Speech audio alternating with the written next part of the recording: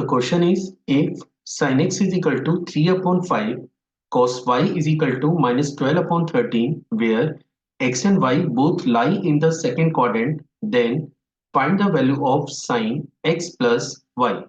So let's see how we are going to solve the given problem. तो चलिए शुरू करते हैं। तो फर्स्ट ऑफ ऑल तो मैं उस डाटा को नोट कर लेता हूँ जो क्वेश्चन में प्रोवाइडेड है। आप देख सकते हैं कि अगर मैं sin x पे कमेंट करूं तो sin x की वैल्यू आपको क्वेश्चन में दे रखी है, विच इज योर 3/5। अगर मैं cos y पे कमेंट करूं तो cos y की वैल्यू आपको क्वेश्चन में दे रखी है, डेट इज -12/13। और जो सबसे इंपॉर्टेंट इंफॉर्मेशन इस क्वेश्चन की है वो ये है कि ये जो x और y एंगल है ये दोनों के दोनों सेकंड क्वाड्रेंट को बिलोंग करते हैं। मतलब x और y ये जो एंगल है ये π/2 से बड़े हैं लेकिन पाई से छोटे हैं। अब ये इंफॉर्मेशन आपको क्यों दे रखी है? ये इंफॉर्मेशन आपको इसलिए दे रखी है जिससे आपको ये पता करने में आसानी हो जाए कि अगर मैं साइन की वैल्यू क्लेम कर रहा हूं तो मुझे वो पॉजिटिव लेनी है या फिर नेगेटिव लेनी है। जैसे आप देख सकते हैं कि ऑलरेडी साइन एक्स की वैल्यू आपको 3/5 दे रखी है, लेकिन कॉस की वैल्यू आपको नेगेटिव दे रखी है। वो इसलिए आपको ये इंफॉर्मेशन दी हुई है, मतलब एक डाटा प्लस में एक डाटा माइनस में इसलिए आपको गिवन है क्योंकि सेकंड क्वाड्रेंट में साइन पॉजिटिव होता है लेकिन कॉस आपका नेगेटिव होता है। तो that is actually the role of कि एक्स और वाई आपका ग्रेटर देन π/2 है और लेस देन पाई है। ठीक है, अब जिस एक्सप्रेशन की वैल्यू आपको निकालनी है वो एक्सप्रेशन हमारे पास है sine of x plus y. Question में बोला गया है कि आपको साइन एक्स प्लस वाई की वैल्यू कैलकुलेट करनी है।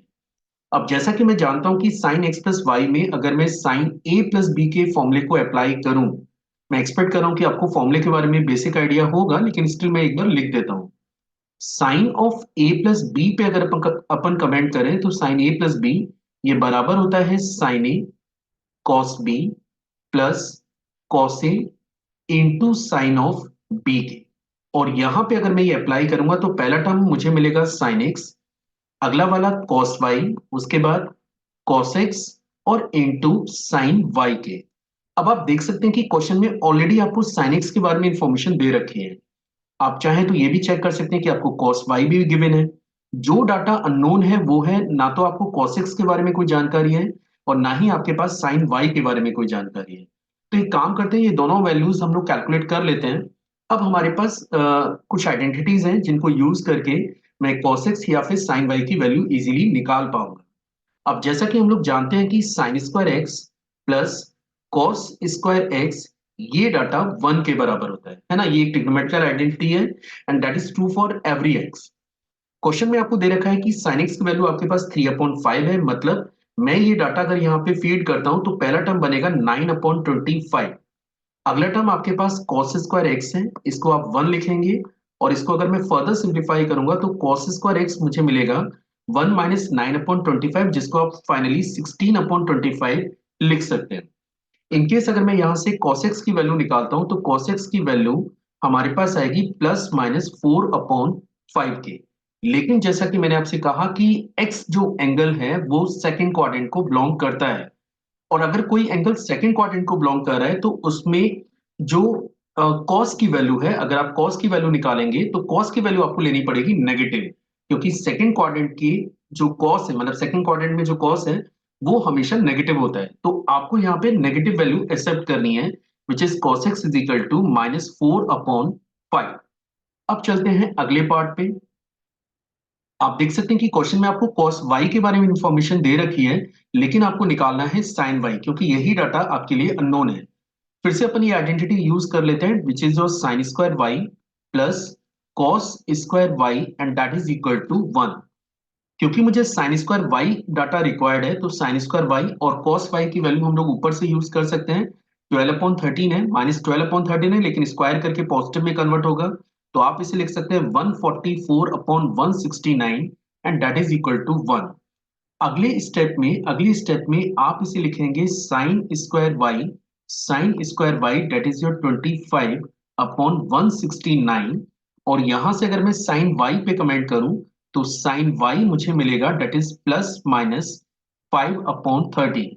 फिर से वही इशू आ रहा है कि मुझे पॉजिटिव वैल्यू कंसीडर करनी है या नेगेटिव वैल्यू कंसीडर करनी है।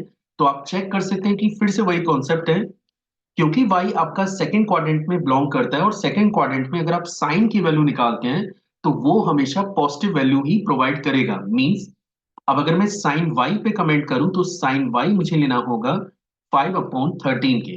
तो आप देख सकते हैं कि जो दो डाटा आपके पास अननोन थे वो हम लोग निकाल चुके हैं।